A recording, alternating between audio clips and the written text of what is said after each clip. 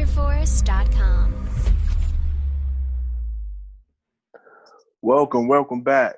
This is the Land Wars. We got Dre from the land. We know we got Eli and we got Shaq. We back. We sorry we didn't give you content for the past 2 weeks. You know, the coronavirus affected us too. Um, Today we're gonna get into both NBA and NFL, but first and foremost, respect to the Black Lives Matter movement, respect to George Floyd's family, and our condolences to them. With this NBA though, it's like the bubble thing, the whole bubble situation. The coronavirus, spiked in Florida. They got tons of cases down there. Orlando is more the majority of the cases are the big cities, Orlando, Fort Lauderdale, shit like that. Do y'all think they should consider moving, or do you think that it's a perfect spot just isolate the NBA players from like their families, which is going to be hard for them? What do you guys think about that? I say move it. If you're that worried about it, just move it. I heard they were looking at Las Vegas. I think that's a solid place to move it to. You want to look at anywhere where the cases are the lowest, and you want to find ideal locations where you can keep players secluded. But yeah, I say move it. I say keep it. And here's why I say keep it, man. First off, at this point it is gonna be what it is. Either you're gonna go through with it or you're gonna cancel the rest of the season.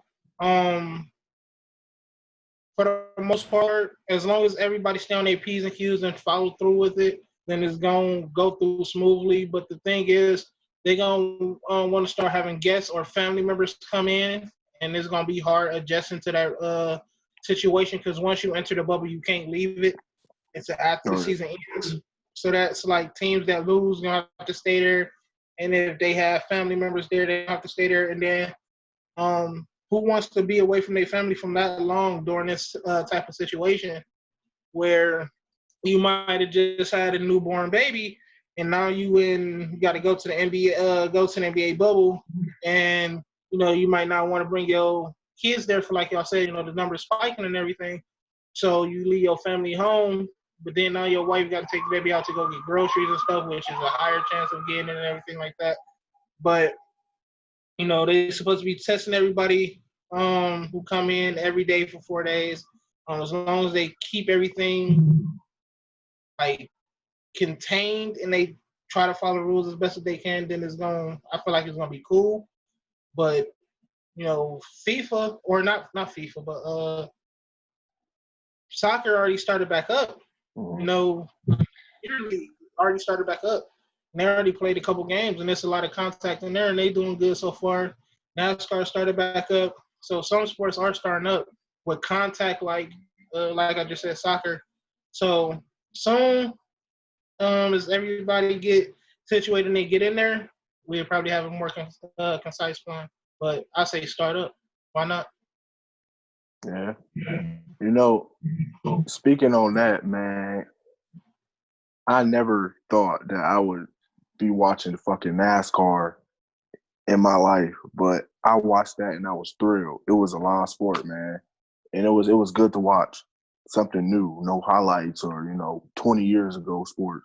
But I think if you're the NBA, I think moving it to like North Dakota or South Dakota is the best move.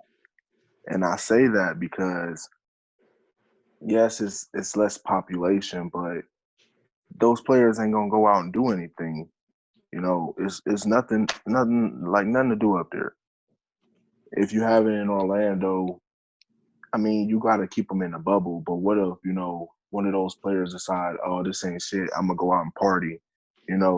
Move it up somewhere that's they're not gonna go do anything. But I can see both of y'all points. I think Las Vegas is probably the best bet because I haven't heard any, spikes in cases there. I haven't heard anything, but Florida is just it's nonsense. But at the same time, it's the thing wherever you go, it's going to be a case or two, or as many as thousands of cases. It's going to be everywhere. I mean, it's a pandemic. And speaking on that, though, I know y'all heard what Kyrie said. What's y'all opinions on that? You think that we should be more involved in this? Do you think sports should take away from, the whole Black Lives Matter movement?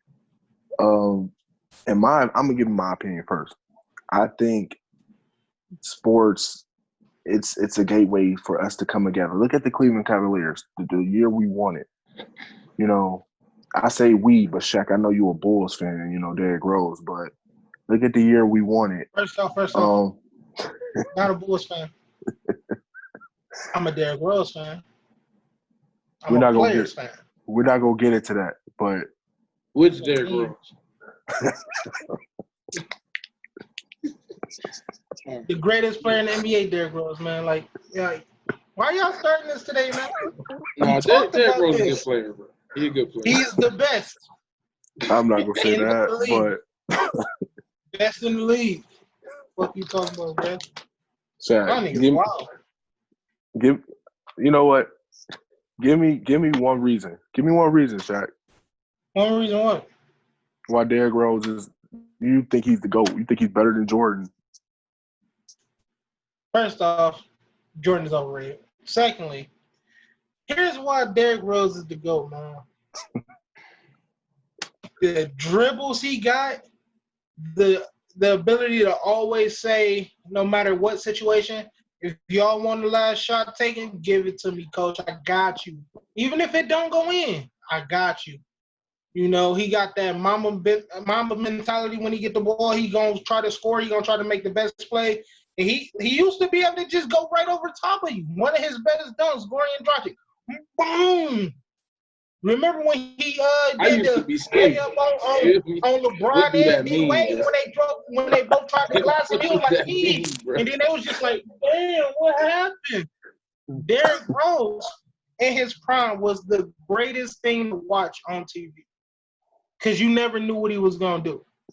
Now, he might not be as athletic after all the knee surgeries, but guess what? He's still dropping 50 on the Jazz, who had one of the best big men in the league at the game. 50. He's not dropping 50. He's dropped 50. Now he's dropping 30 points with the Pistons. Like it ain't nothing. They was like, we got Blake Griffin. They was like, we got Blake Griffin. Blake Griffin get hurt. They're like, we got Derrick Rose. Coming off the bench, in most teams, he'll be a starter. He's like, nah, coach, let me go. I'm going to come off the bench. I'm going to give you points off the bench because we ain't got no players. We ain't got nobody to score off the bench. Shaq, That's what why team, the Cavs should have made the trade for him, man. What team is he gonna start on other than the bad teams? He's not starting for the Trailblazers. Yeah. He wouldn't start for no Trailblazers, Shaq. He would, but he doesn't have to. You would start Derrick Rose over Damian Lillard? Listen. He doesn't have to start. You just said that. You said he can start for any team. He can't start for any team, Shaq. Yes, I will. You want to know why? Because he can start for any team. He cannot start for any team. That's what I'm saying. We have seen. You would start him on any team. You would start him on any team. He cannot start for any team. No. Shaq, he's not LeBron. Absolutely not. LeBron a piece of shit. He's not KD, Shaq. He's not. That was personal. KD is trash. Wow. KD's trash. Yes. But D Rose is the GOAT. Yeah. All right, back to what you was talking about, Dre. What you said, Kyrie? Like, y'all niggas wild. That man crazy. Kyrie y'all Irving. Stop drinking liquor before y'all get on here, man. Shaq, you got a whole thing of vodka in that damn potato. You need to start drinking liquor, bro. Don't tell nobody. It's something off with you. Well, Kyrie Irving, he wants more activism in the streets, against restarting the league. I think sports combined, brings us together. Like the 2016 Cavs, the one Kyrie Irving hit the jump shot, not Derrick Rose, but Kyrie Irving. And has Kyrie and been my something since he hit that shot? what is that? Has Kyrie done something since he hit that shot? I mean, he took his team to the playoffs. He literally destroyed a locker room. Is that what you said? I didn't say he okay. didn't. I'm not saying He destroyed the locker room. The team played better with him off the court than with him on the floor. But he still led his team. He didn't lead nothing. If my team plays better with you not playing with us, then you're the liability. Okay, but he still was a part of that team. He's still a part of that success.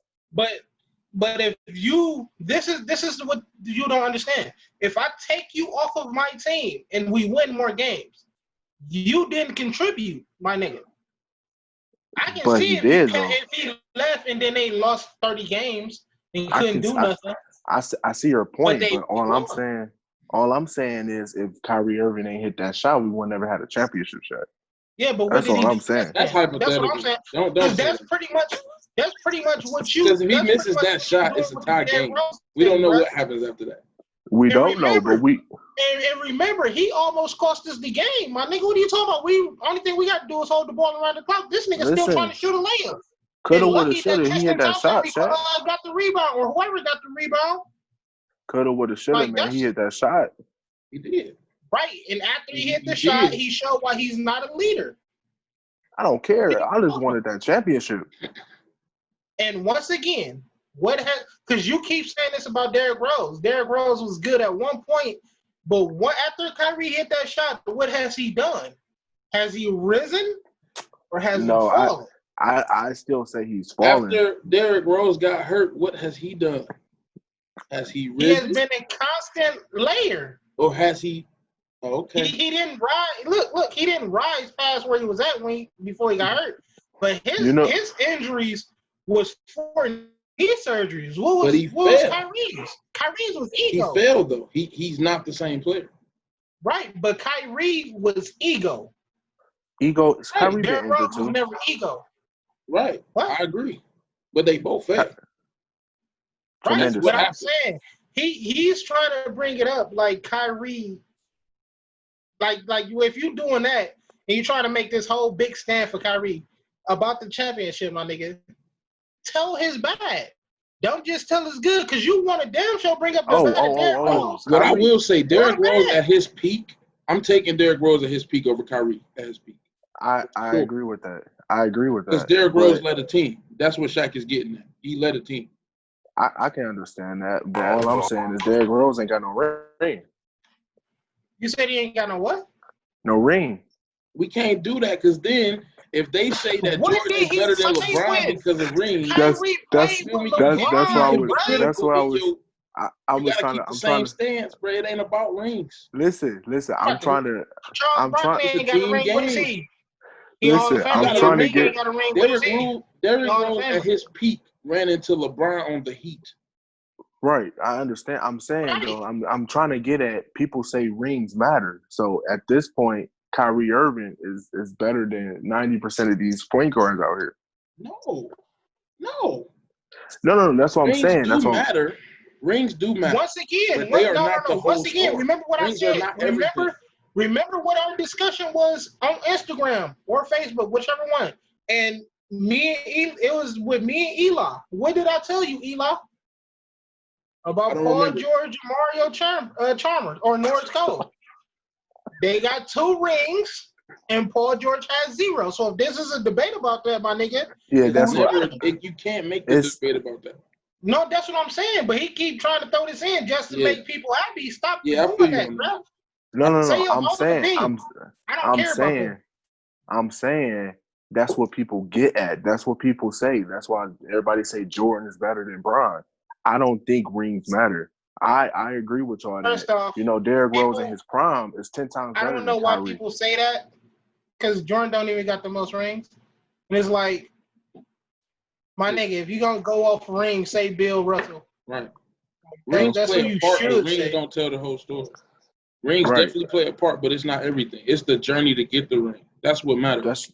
That's what I was gonna get at. I It's mean, your road. And if you being honest, all jokes aside, Derrick Rose had one of the toughest roads to travel, and he held it down. He held his own. Like, even if you watch them series against the Heat, you see, like, he wanted that ring. He wanted it bad. He did all he could. He just didn't have enough. Hey, and let's be real. If the Bulls would have beat the Cavs in 2016, they would have beat the Warriors for that first ring that the Warriors won. I'm not gonna say that, Shaq. When Kyrie fractured his kneecap. I'm not gonna say that. And Kevin Love got his shoulder dislocated. I'm not sure. I don't think they would have won, Shaq. What? You tripping, I don't know. I don't think that Bulls team would have beat not the Warriors. They would have won. They would have won. Easy. I don't know, bro. See, there you go. You be taking it too far, man. I be rocking with you, and then you jump out the window. I don't know, man. Easy, bro. Look, Jimmy Butler. You had Klay Thompson. You just told us Jimmy Butler ain't no superstar. You just told us that. We gotta go back to that. Butler ain't no superstar. You said that. You said that. No, I denied. You said he is not no number one guy. You said he's good, but he ain't. I never said that. I said he's one of my favorite. No, I said if you go into tiers or something like that, then he wouldn't be at the top level. He's right below them. That's what I said. But I never said he's not a superstar. What are you talking about? He's an all-around player that can shoot the three, play D, play your best player day in and day out, and still is that consistent? 25 buckets. Yes. Is that consistent though? Yes. You sure? Oh, we talked about this already. Does that shot not fall? Does that shot not fall sometimes?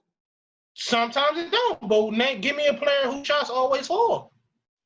Nobody's shots always fall, but I'm talking about who's more consistent. Am I taking Jimmy Butler over Klay Thompson? Absolutely not. No, not a day in life, man.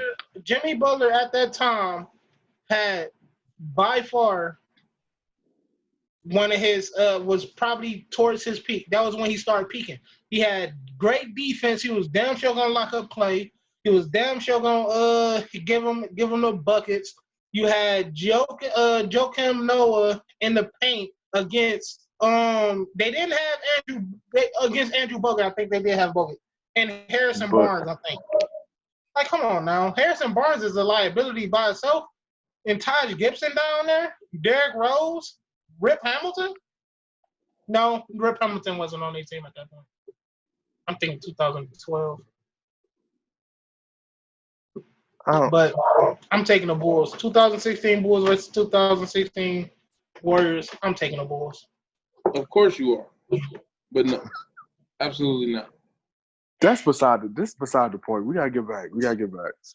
Kyrie Irving, what's y'all opinions on that? What's y'all opinions on his whole ideal? Shaq, I'm gonna let you go first on it. Why you want me to go first? I mean, I have an opinion, but at the same time, I get what he's saying. But, bruh, like you can reach more people talking in front of a camera on the spotlight than you can ever reach them tweeting. Any headline or any video will spread faster on news networks than you tweeting about something. Look at what happened with KD. KD called Kendrick Perkins a sellout. What happened the next day? Yeah. Everywhere on ESPN, Sports Center, all that. Every sports show was talking about Kendrick Perkins being called a sellout. Ryan Clark's put on Twitter. Ryan Clark's son put on Twitter about how he was called a racial slur outside of Whataburger, whatever it's called, in Arizona, and it was just. And then look what happened the next day, all over ESPN and everything like that. So you get more traction being in front of a camera playing basketball. Granted, you might think it's taken away from the issue, but it's not. The issue gonna always be there because while you playing, people gonna always push the agenda. While you're not playing, while you're playing, there's gonna be people pushing the agenda, and then while you're not playing, you can also help that way, or you can help in a more lucrative effort, like Colin Kaepernick when he donates money to these to these situations and try to help black black charities and things like that to help us get out of this situation and try to control the narrative and make it a positive instead of a negative. But he just want to turn everything into a negative because he's trying to. I guess this is his effort in trying to be a better leader, but he's leading for the wrong thing right now. Or I'm gonna say wrong because I'm not gonna pick no side, but I mean I think he better off just playing. I just don't think he feel like playing, and I think that's his ability. But they're in a playoff chase right now. So if they go back, I feel like he's gonna have to play, and I just don't think he feel like playing right now. And that's a lot of the players.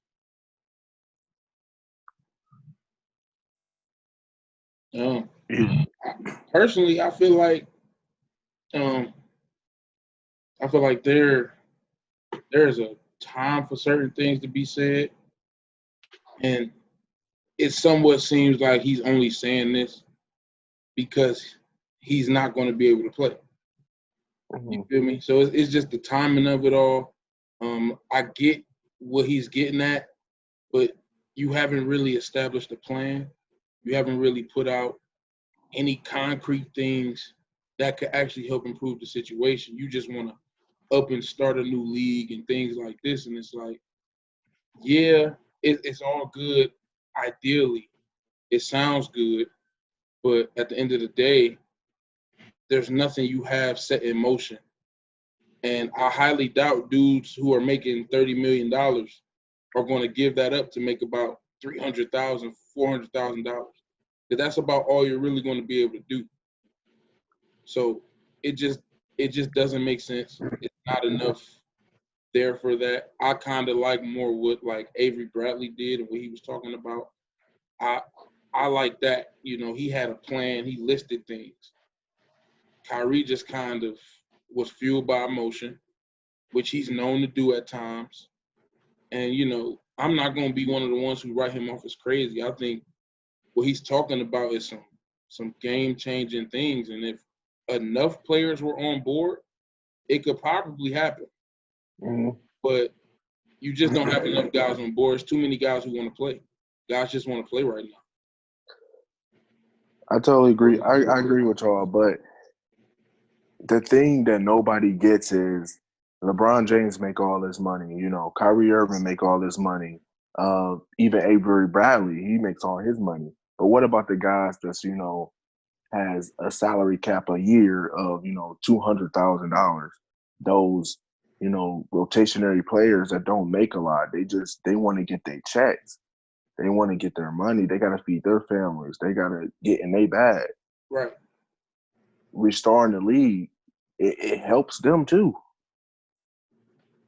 I mean, I get Kyrie's point, and I'm all for if he wants to reform a new league or whatever. And if, like you said, Elijah, if, all the players, want to go over there, start their own league, make their own money, that's good. But at the same time, you got players that just want to get money. They just want to get paid.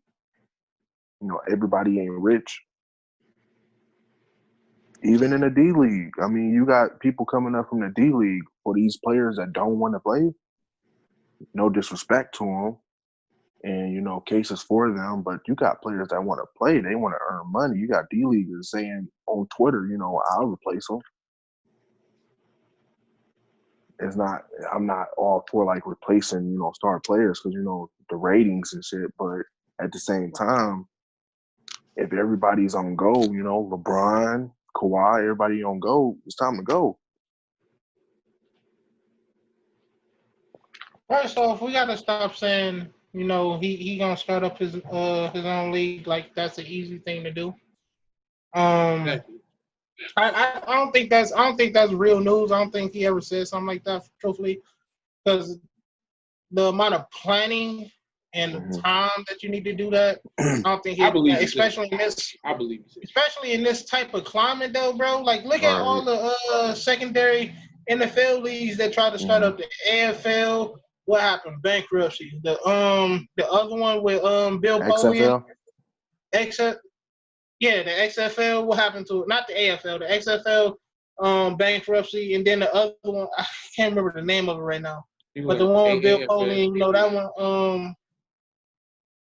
one also tanked, you know. So it's like it's not easy starting up a league. You gotta get all these investors to believe in what you're doing, and most of these people got money into the NBA already, and into certain teams. They're not gonna just be like, yeah, I'm gonna take it away from here and take a gamble on this, especially when my return might not be that great. So even if all the players come together and like, hey, we're gonna put in all on this, not everybody's gonna get the same amount of value back. You know, so it's not easy to just start up your own league. So I don't think he really said that. If he did, then you know we need to call up a doctor because man, he's off his rock. He already think the Earth is flat. Yeah, I was just about to say that my man think the Earth flat already. So shit. Well, with that being said, I'm gonna add something else. We're not gonna talk about it for a long time. Give me one dark horse team other than Miami. We already just established that. Other than Miami and Portland, give me one team in the whole NBA that you think can challenge for the ring. Dark horse. This year? Yeah.